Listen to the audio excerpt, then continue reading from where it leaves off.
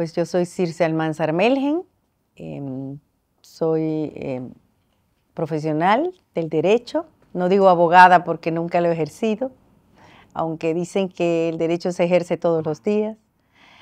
Soy prácticamente una mujer experimentada en el mundo empresarial, porque desde mis inicios laborales he trabajado todo el tiempo en el sector empresarial, 30 años dedicada al sector empresarial, gremial. Y soy madre de 3 hijos y abuela de un nietecito que acaba de nacer.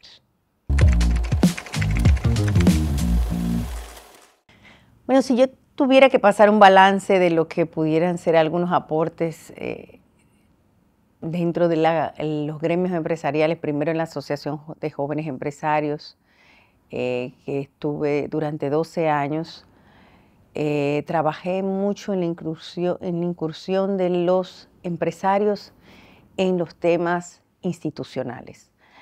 El sector empresarial tenía una dinámica muy entregada hacia las causas económicas, hacia temas que estaban focalizados solamente en la economía, la macroeconomía, los aspectos fiscales, laborales en cierta forma, y negocios básicamente. Pero no hay ningún sector de la economía que se puede desarrollar si no hay un entorno institucional adecuado, si no existen reglas de juego claras, si no hay también un fortalecimiento institucional a nivel de la justicia. Y nosotros trabajamos no solamente en lo que se llamaba o en lo que es la necesidad de tener un país transparente, fuerte institucionalmente, sino en todo lo que fue la reforma judicial.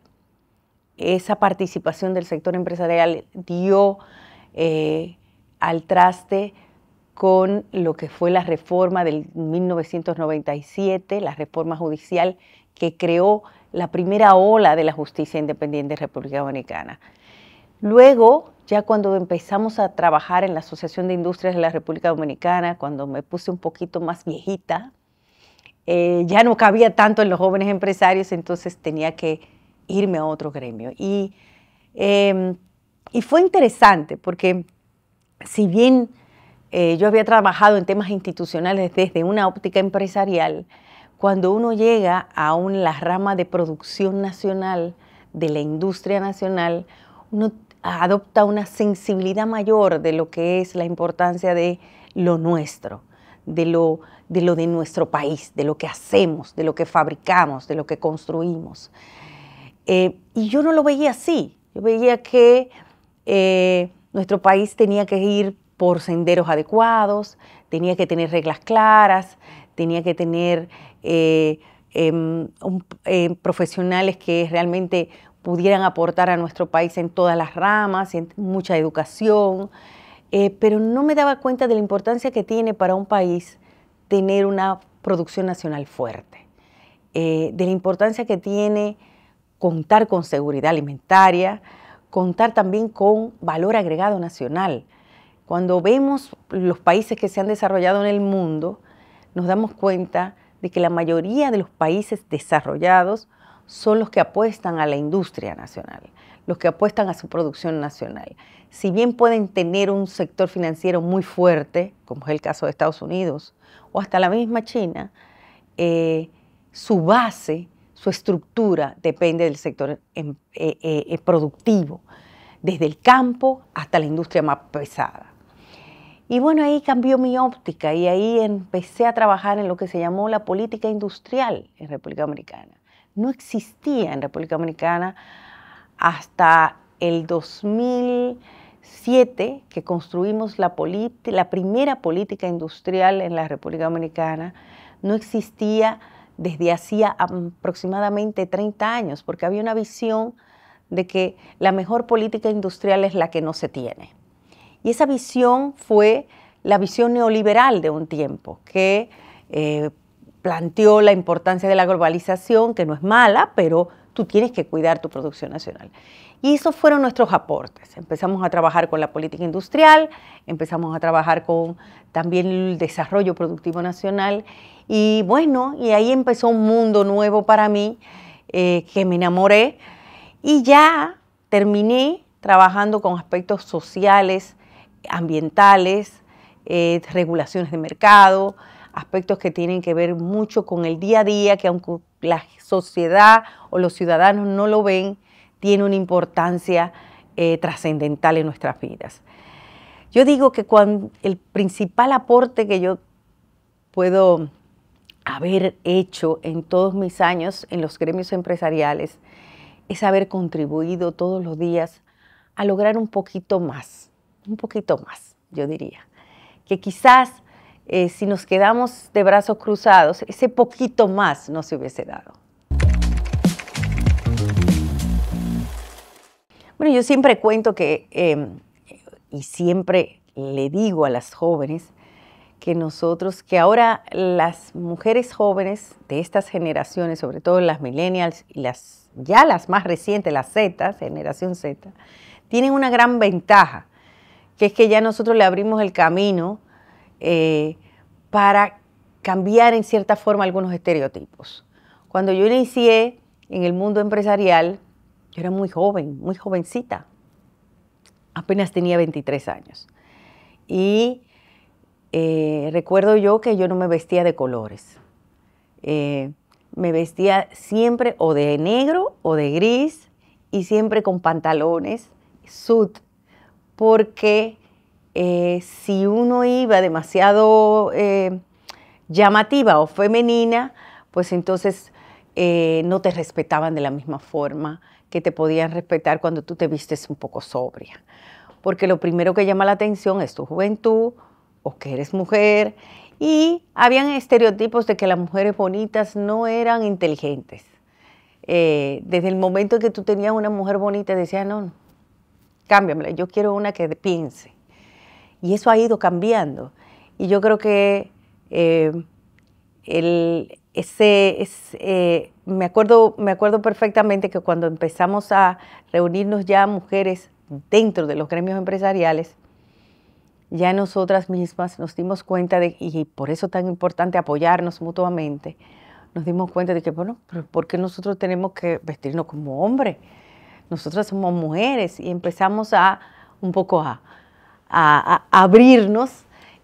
Claro está, ya la edad iba avanzando y ya no era lo mismo de los 23 años, pero sí creo que se fueron cambiando los estereotipos. Grandes desafíos.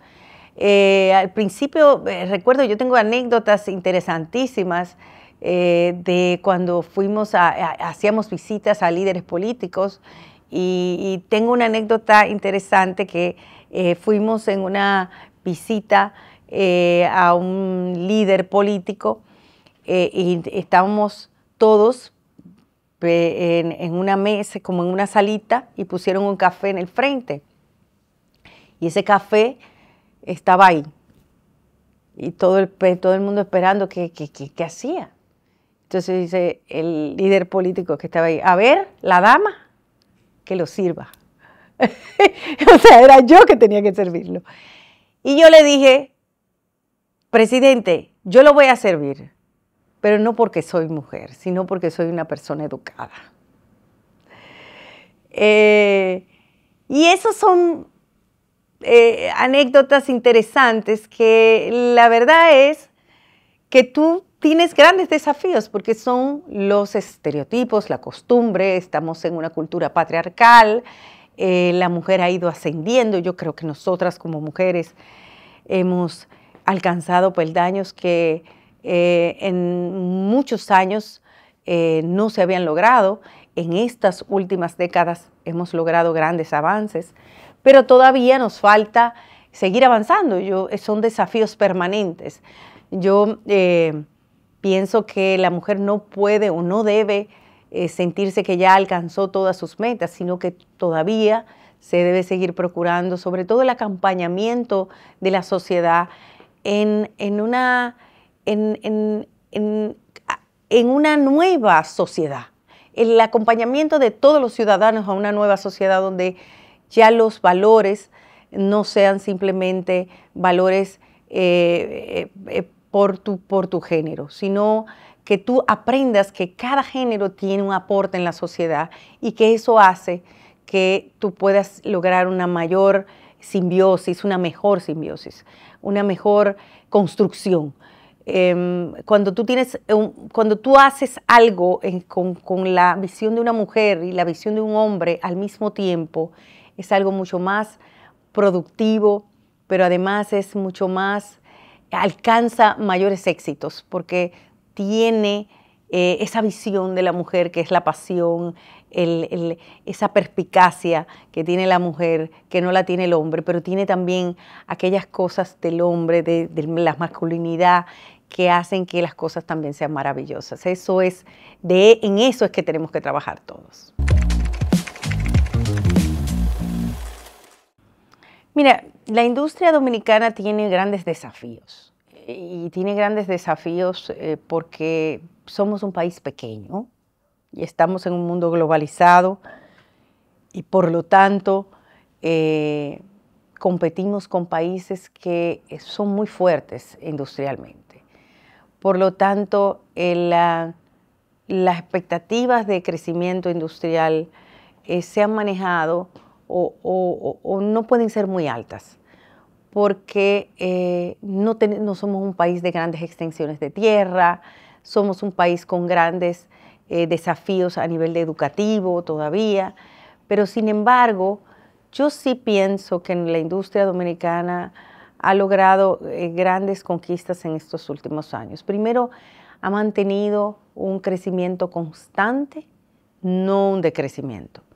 Si bien la industria no crece al ritmo de la economía dominicana, pues se encuentra por debajo, siempre se ha mantenido en constante crecimiento.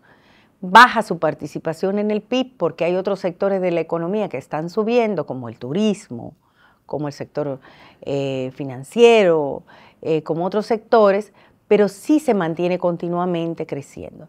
Y hay algo muy importante y es el valor agregado nacional. Yo creo que se ha logrado también hacer encadenamientos internos para lograr que la industria siga creciendo. Por ejemplo, con el turismo. Eso es importante. En la medida en que tengamos más turistas, más industrias tenemos. Todavía quedan muchos desafíos, pero creo que ha habido mucho crecimiento. O sea, hay un entendimiento de la importancia que tiene ser más innovadores, hacer productos que sean fuera del cajón, como dicen, porque la verdad es que República Dominicana no puede competir por precios. O sea, tú nunca vas a poder tener a nivel de mundial un precio competitivo frente a China, porque no solamente tienen cantidades de personal, sino también un entorno para las exportaciones, apoyan la exportación. Sino que tenemos que buscar nichos de mercado y de eso se trata, con innovación, nichos de mercados, lograr que también sacarle provecho a la región, que es muy importante. Creo que el tema de los cruceros a nivel de la región del Caribe hace que nuestras exportaciones industriales y nuestra industria pueda crecer más, porque tienen que irse abasteciendo esos cruceros y nuestro país sirve de hub para abastecer esos cruceros. Pero bueno, ¿cuáles son los grandes desafíos que todavía seguimos trabajando y debemos seguir trabajando? Bueno, en la educación. Nosotros tenemos todavía grandes deficiencias a nivel de capacidad del trabajo, educación para el trabajo. Y si bien es cierto que se ha avanzado mucho en los últimos años, hay todavía grandes brechas y hay que seguir trabajando en ello.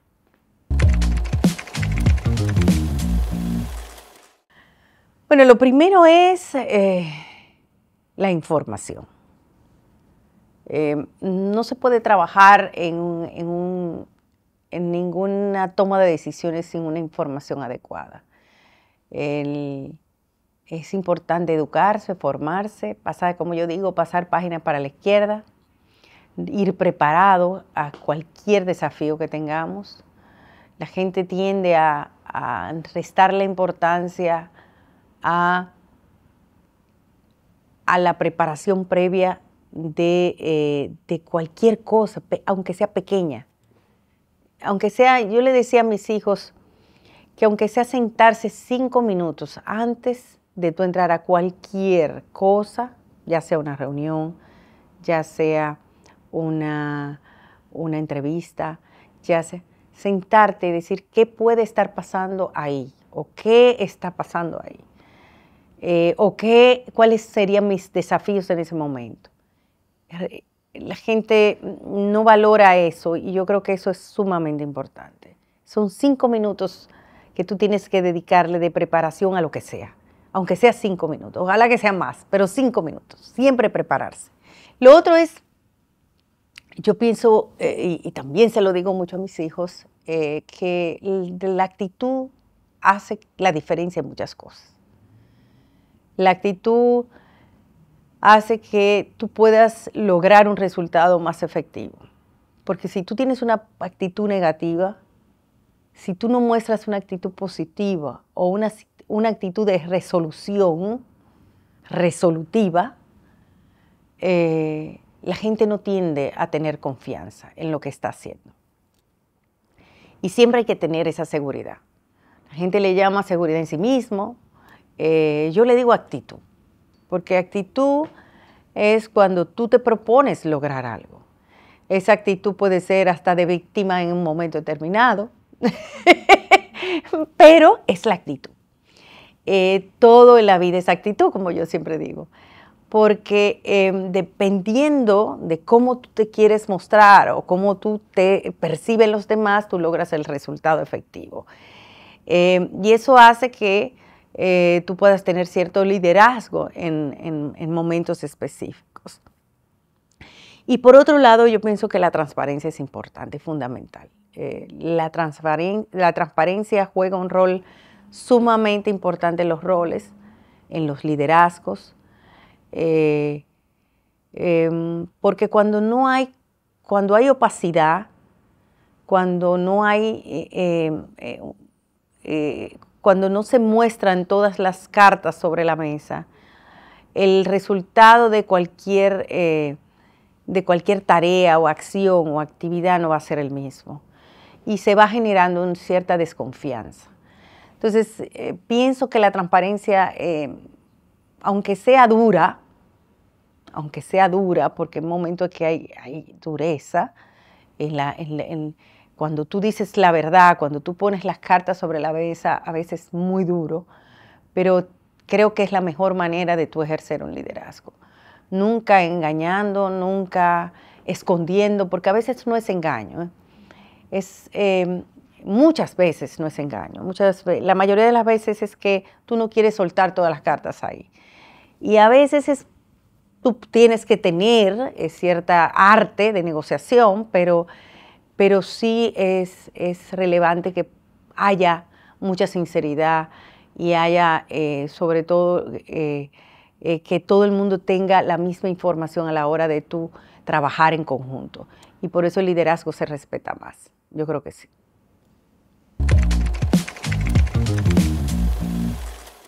Lo primero es que no se dejen llevar de la superficialidad, que estudien, que se preparen, que no hay forma de avanzar en la vida sin prepararse.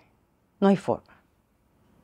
Podemos avanzar momentáneamente porque salí en un periódico y me hice famosa, por lo que sea, pero si no tengo preparación, no voy a ser exitoso la vida entera. O sea, que tú puedes tener aptitudes de todo tipo, pero hay que prepararse, hay que formarse. Eso es lo primero. Lo otro es atreverse. Atreverse quiere decir muchas cosas. Atreverse quiere decir darse cuenta de que es difícil, que hay lo que se llama el techo de cristal, sobre todo cuando la mujer tiene su primer hijo. Hay momentos en que la mujer se tiende a pensar en rendirse, porque no es fácil. Son muchos los roles que tiene que asumir una mujer para ser profesional, para ser líder, pero al mismo tiempo para ser la mejor líder en su familia, que es lo más importante. Eh, y hay una gran cantidad de mujeres que deciden acomodarse. Y deciden acomodarse porque llega un momento en que hay que encontrar un balance en la vida. Hay momento para todo. Por ejemplo, yo le decía a mi hija recientemente que me dio mi primer nieto, que no se exigiera tanto, no se demandara, porque también las mujeres tendemos a creer que todo se gana en un día. Las mujeres no, el ser humano.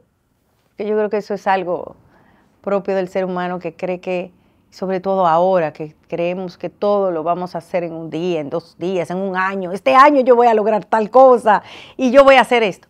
Pero todo tiene su tiempo en la vida.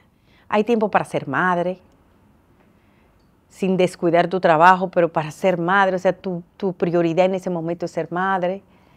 Hay tiempo luego para el trabajo, para tú dedicarte a ser exitosa, hay tiempo para formarte. Pero no para exigirte demasiado, porque es que si las mujeres nos exigimos demasiado, va a llegar un momento en que vamos a tener lo que se llama el techo de cristal. Eso es lo que se llama el techo de cristal, que uno mismo se pone una barrera y dice, mira, si tú supieras, dale ese puesto a otro que yo no lo voy a coger, o ni siquiera lo piensa. Y empieza a quedarse en su hábitat, acostumbrándose a un hábitat donde no hay muchos retos, desafíos, sino algo que es el día a día, vive feliz, pero al mismo tiempo tiende a pensar, oye, yo pude haber sido más. Entonces, mi consejo a las mujeres es que sí se puede, pero que sí se puede logrando, primero no sintiéndose mal, sabiendo que todo tiene su tiempo y no frustrándose, no dejándose llevar de los estereotipos o de lo que ven alrededor, sino haciendo lo que realmente necesitan para poder ser productivas, para poder ser exitosas. Ser exitoso para mí, es sentirte que tú lograste lo que querías. No es necesariamente tú salir en un periódico o tú ser vicepresidente de la República. Quizás ser exitoso para ti es tener unos hijos maravillosos que vayan a estudiar qué sé yo, a Harvard. Pero el éxito tiene que ser tú lograr lo que te propones. Si tú no logras lo que te propones, entonces te vas a quedar frustrado.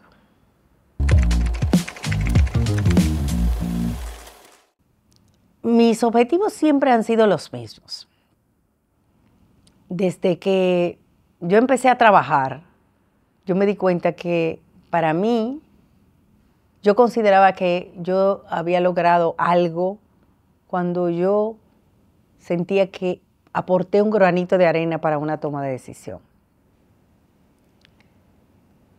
que me hace sentir satisfecha porque entiendo que salió bien. Si sale mal, pues entonces no me siento bien. Pero sigo haciendo lo mismo. ¿Qué es lo que yo hago? Es incidir en lograr resultados. Incidir en lograr resultados quiere decir que desde una noticia que sale en el periódico pudo haber estado Circe Almanzar allá atrás. Y para mí esa es la satisfacción. En haber trabajado en algo por mi país, que no necesariamente tengo yo que darme el reconocimiento, sino que cuando al otro día yo me levanto, yo sé que yo contribuí a eso. Y eso me llena de orgullo todos los días, porque desde, por ejemplo, un proyecto de ley donde se pueda lograr algún resultado específico para un sector, hasta cómo lograr entrar dentro del currículum de una universidad, una materia, por ejemplo. o cómo lograr que una empresa pudo haber resuelto un problema que tenía internamente. Todas esas cosas son mis objetivos, o sea, del día a día, el trabajar, construir un equipo de personas, de profesionales que puedan defender libremente el ejercicio de esta profesión que yo hago, que es básicamente ayudar a lograr resultados. Eso es lo que se llama lobby en otros países.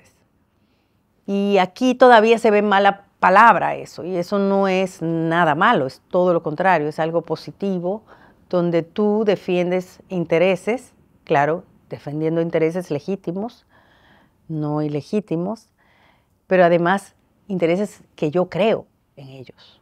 Si no creo en ellos, no voy a estar. Y esos intereses, eso es parte de la democracia. Eso es parte de lograr mayor efectividad en la toma de decisiones. Eso es la balanza en las reglas de juegos. Es como tú lograr también un equilibrio donde los sectores no se sienten apabullados, sino que son escuchados, tienen una voz y pueden contribuir a que algo que pudo haber quedado sesgado, pues sea más equilibrado. Eso es lo que yo pretendo hacer. Lo he hecho toda mi vida y ahora lo hago de manera profesional con mi empresa, con mi firma. Y creo que mientras más pasa el tiempo, más firmas como la nuestra van a empezar a surgir, porque de eso se trata. El mundo tiene muchos años trabajando así y yo creo que República Dominicana debe ir construyendo, siempre y cuando sea legítimo y efectivo. Para mí, mi madre fue mi gran mentora, y mi padre también, pero mi madre fue el ejemplo de vida, sobre todo creo que los pasos míos fueron precisamente lo que ella quiso ser. No pudo serlo porque quizá en ese tiempo no tuvo el entorno para poder hacerlo. Las circunstancias no surgieron. Pero sí, y creo que me enseñó muchas cosas sobre todo la sensibilidad social, que es algo que es importante en la vida para tú poder estar en cualquier espacio, y sobre todo un espacio en el cual yo me desenvolví, que es un espacio empresarial, de gremios empresariales. La gente decía, bueno, pero tu madre y tu padre, que eran intelectuales, de izquierda en cierta forma, no de izquierda, pero centro izquierda, ¿cómo es posible que tú estuviste todo el tiempo trabajando en el sector empresarial? Yo digo que precisamente de eso se trata, o sea, la sensibilidad social que yo adquirí fruto de mi formación hace que uno pueda ver las cosas desde otra óptica, pueda también aportar a la toma de decisiones.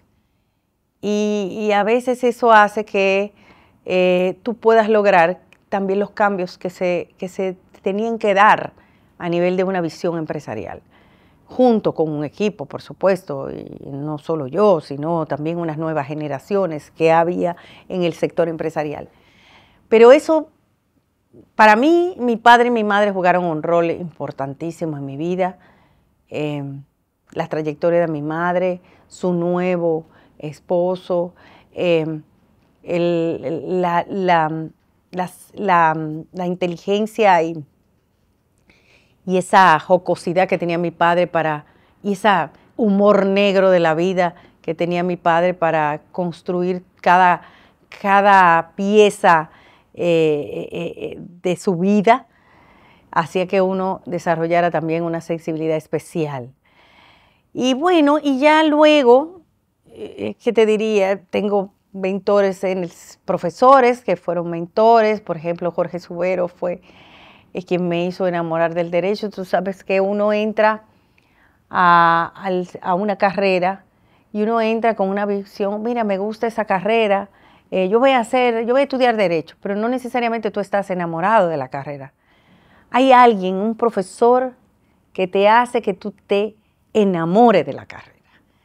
O sea, eso pasa con los ingenieros, pasa con los médicos, pasa con todo el mundo. Hay alguien que te hace despertar ese enamoramiento. Yo tuve 2 profesores que me hicieron enamorar de la carrera, que fue José Pérez Gómez y Jorge Suberoiza. Y la verdad que sigo admirándolos muchísimo, porque son académicos, y uno los ve, no lo puedo ver si no es en ese, para mí la visión que tengo de ambos son como los maestros de mi vida. Y luego, bueno, en el sector empresarial tengo muchas amigas que fueron también mis mentoras. Nosotras desarrollamos un grupo que nos apoyábamos mutuamente, que empezaba desde Elena Villella hasta Yandra Portela, Ligia Bonetti, Marisol Vicens, Maite Fernández. Fueron mis amigas, pero también en cierta forma eran mis mentoras porque nos apoyamos, pero también nos criticábamos, y entonces eso hacía que la dinámica fuera mucho más constructiva. Campos de Moya jugó un rol interesante en mi vida también, porque me hizo enamorar también del sector empresarial desde una óptica diferente, porque él era muy anecdótico, es muy anecdótico. Digo era porque era cuando era mi presidente, pero es muy anecdótico, cuentas la historia del empresariado como un cuento. Y entonces no es lo mismo cuando tú ves las cosas como representando intereses, a que tú ves la historia del empresariado como lo que es, historia, o sea, es vida. Y él sirvió mucho de apoyo para darme esa sensibilidad del sector empresarial que yo no lo tenía. Y en fin, hay muchísima gente a nivel de que han contribuido con mi vida. Mi esposo, yo enviudé. Mi primer esposo jugó un rol importantísimo en mi vida, porque no solamente hizo que nuestra familia fuera una familia feliz y armónica, sino también que me apoyó en todo lo que yo emprendía, mis horas, los sacrificios de tantas horas de trabajo, y él las cubría, las reuniones del colegio que yo no podía asistir. Recuerdo una anécdota de mi hija. Me dice: mamá, ¿pero por qué todas las mamás van al colegio y el único papá, y en mi caso nada más va mi papá? Y yo le decía: bueno, porque no puedo, porque a esa hora tengo algo, porque tengo una reunión, pero tu papá tan valioso como yo. Y la verdad es que eso, los estereotipos. Y luego me decía ella, y mi segundo hijo también me lo decía, la verdad es que todas esas mamás lo que iban era a hablar con otra mamá, no hacían nada. Yo no veía que estaban atendiendo a los hijos. Era como para buscar, como para ellos sentirse mejor de que su mamá no estaba. Pero sí siento, y eso se lo digo también a las mujeres, que mis hijos me valoran mucho y me admiran mucho, a pesar de que yo no estaba en esas reuniones, porque lo más importante es tiempo de calidad, y también enseñar con el ejemplo. No es tanto estar ahí, es enseñar con el ejemplo. Si tú eres una persona que actúas correctamente y actúas y cumples tus roles, no importa que tenga que dedicarle tanto tiempo, pues ellos lo valoran. Entonces tú no tienes que estar todo el tiempo. Y el mundo también ha cambiado. Yo se lo decía: oye, no puedo estar ahí, pero ustedes saben que yo que estoy pendiente. Y bueno, y luego, pues después me casé de nuevo, y ahora mi nuevo esposo también es mi mentor, porque digo yo que cuando yo no me entero de muchas cosas, él es el que me las enseña. Es una persona con una formación excepcional, que yo admiro mucho, y que me enseña todos los días algo nuevo, y eso es muy importante. Es como empezar a estudiar de nuevo.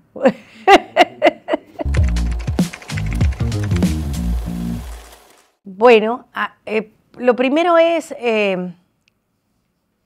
hay sacrificios. Hay sacrificios. Ya ahora tengo más tiempo, porque no tengo que estar yendo a tantas reuniones como iba antes, cuando estaba dirigiendo la Asociación de Industrias. Pero se trata mucho en la vida, se trata de tener metodología, tener método de vida. Eso hace que tú tengas mayor equilibrio. Hay veces que tú no puedes hacerlo todo, pero si te organizas adecuadamente lo puedes hacer.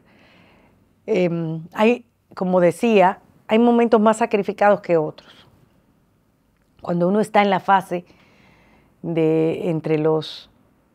después que te gradúas de la universidad hasta que estás ya en pleno ejercicio profesional, ascendiendo, o estás en esa fase, hay muchos retos y desafíos, y ahí es que tú tienes que saber cómo conjugar y aprender a ser metódica, a ser muy organizado.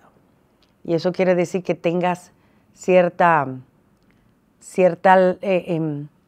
metodología en la forma de trabajar, por ejemplo, no dejar para después lo que puedes hacer ahora, porque tú no sabes lo que puede pasar. También organizar muy bien las agendas. Hay que también dedicarle un tiempo a tu vida personal, si no tienes forma de desahogarte. Cuidarte, tu salud, cuidar tu físico, reunirte con amigas, tener también parte de la cotidianidad debe ser también disfrutar el trabajo y estudiar, sobre todo, seguir estudiando. Si no se estudia en ese momento, no sigues preparándote. Hay que aprender todos los días. Pero darle el tiempo que se necesita a cada cosa sin ser demasiado exagerado, porque a veces somos muy exagerados. Ser efectivos en el tiempo. Yo le decía a alguien que trabajaba conmigo que yo no creía en los horarios. No creía en los horarios. A veces hay que creer en este país porque a veces te lo toman mal eso. Pero para mí la efectividad se muestra en el resultado, no necesariamente en el tiempo que tú le dedicas a algo. Y entonces eso es lo que hay que mirar. ¿Cuántos resultados logramos? ¿Qué yo logré hoy? ¿Qué logré ayer? ¿Qué logré esta semana? ¿Qué logré el mes? Y puede ser que en 15 minutos tú lo hayas logrado, o en 5. O puede ser que te haya tomado 6 horas. O te tomó 2 semanas. Pero lo más importante es el resultado. Y de ahí va a depender cómo uno pueda equilibrar su vida. Pero siempre hay algo que yo le aconsejo a todo el mundo. No solo a las mujeres, pero sobre todo a las mujeres, porque sé que las mujeres están un poquito más ansiosas en la vida. Yo me desconectaba los viernes en la tarde.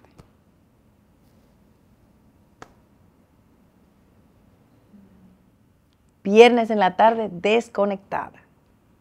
Y me llamaban, lo que sea,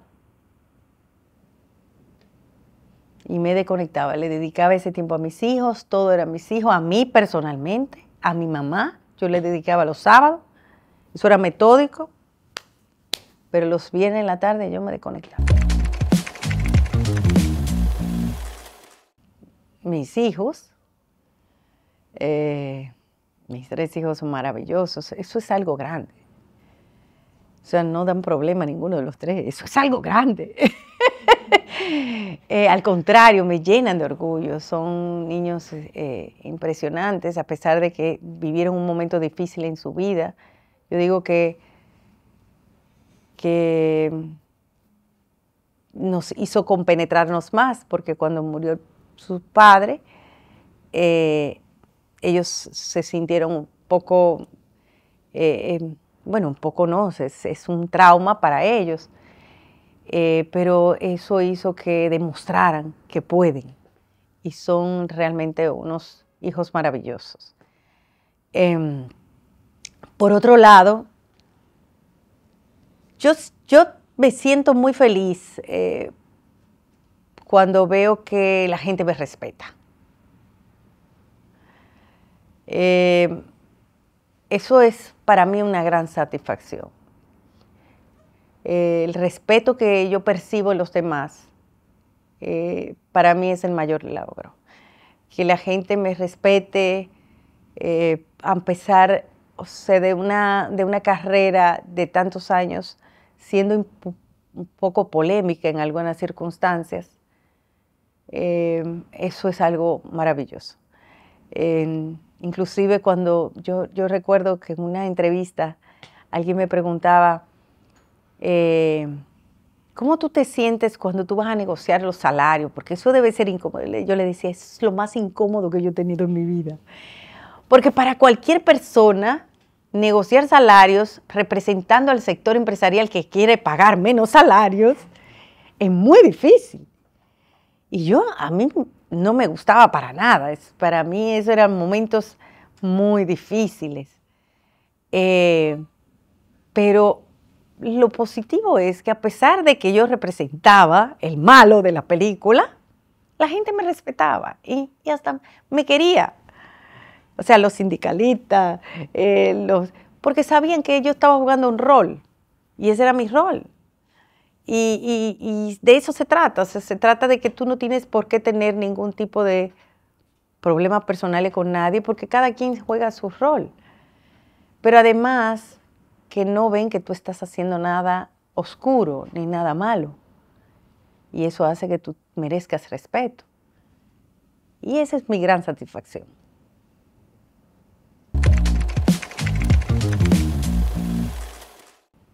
El arte de vivir. Fue un libro que es filosofía, pero es interesantísimo.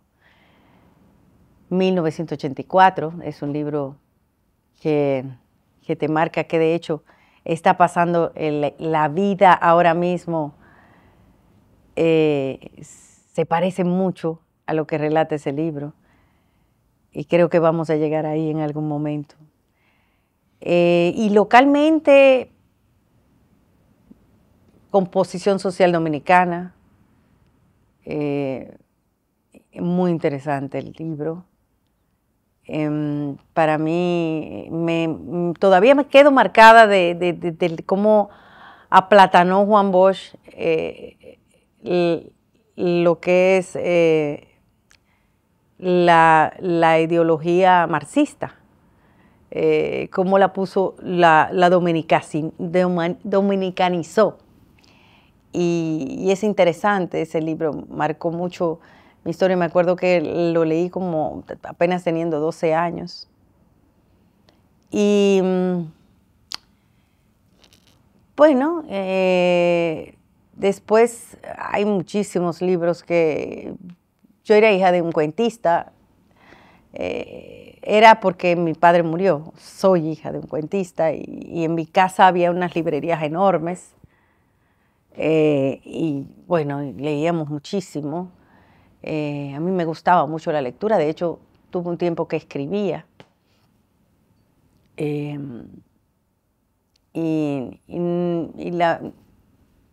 Siempre me ha llamado la literatura, pero últimamente es más las películas que veo, como que se ha cambiado la lectura por lo visual. También soy amante del cine. Mi padre era crítico de cine, por lo tanto, yo me crié en el cine. Y desde que yo tenía 6 meses, yo iba al cine. Imagínate, 6 meses de edad. Íbamos al cine élite.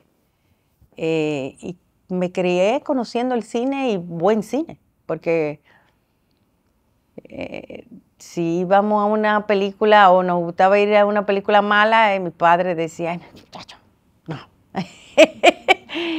Pero sí, me encanta el cine, me encanta el arte. Aunque no le dedico tanto tiempo a eso, soy mucho más pragmática que artista.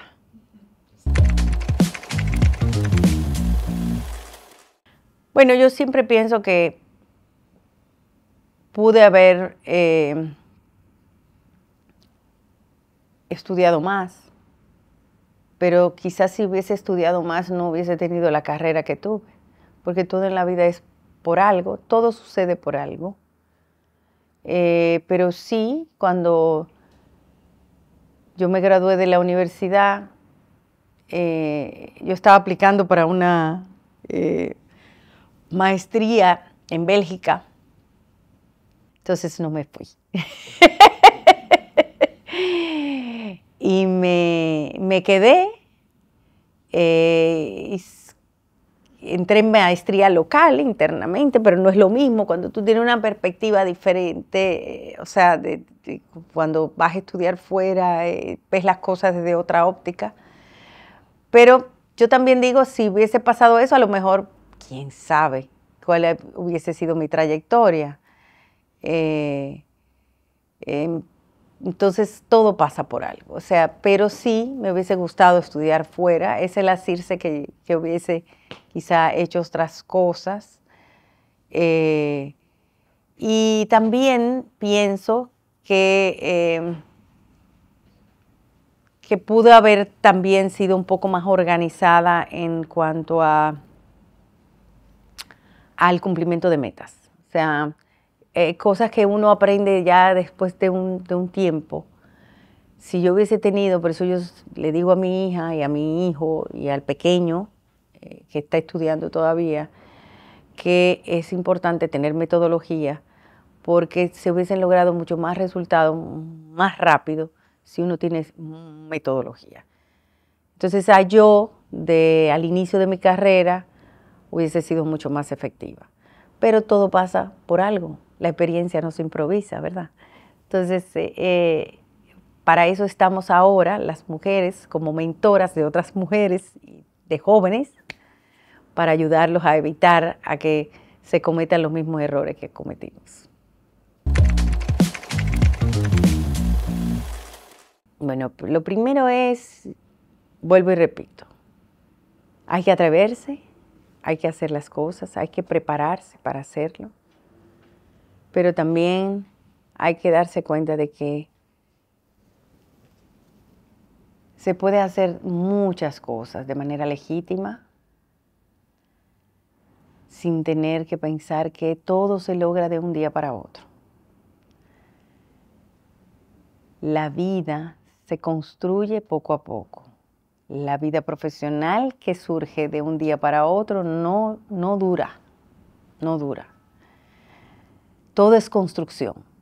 Y yo pasé de una fase, pero ahora entré a otra fase de mi vida laboral. Pero sigo trabajando. Y sigo trabajando para ser exitosa. Por lo tanto, el éxito no se da de un día para otro. El éxito se da cuando tú realmente te sientes satisfecha de lo que lograste. Y nunca vas a estar satisfecho de lo que lograste de un día para otro. Nunca. Nunca. Porque todo lo que viene rápido, se va rápido. Y ese es mi consejo para aquellos jóvenes que ahora se ven tan ansiosos por alcanzar peldaños, tan ansiosos, y no se dan cuenta de que la vida es maravillosamente larga. Y cada momento de la vida tiene sus satisfacciones y hay que vivirlas, hay que gozarlas, hay que disfrutarlas. Vuelvo y repito, para mí ser exitoso es lograr lo que tú quieres hacer, pero tienes que saber lo que quieres hacer. Si no sabes lo que quieres hacer, nunca vas a ser exitoso. Así que ese es mi consejo para todos los jóvenes.